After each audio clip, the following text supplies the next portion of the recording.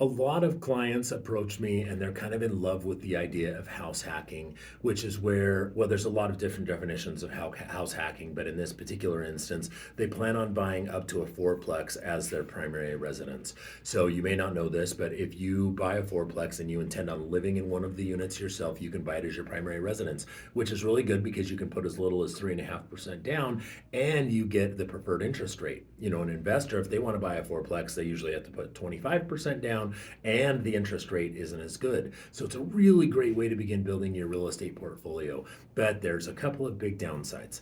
Number one, a lot of fourplexes are getting very expensive because it's very popular to do this. Number two, in the Phoenix area anyway, there's just not a ton of that are in great neighborhoods. So you might want to just consider, are any of these places in neighborhoods where I want or I'm willing to live? And number three, are you comfortable living right next door or on top of or below your tenants? So consider those factors. If those are all yeses and you're willing to deal with those things, then absolutely, I think it's a wonderful way to begin building your real estate portfolio.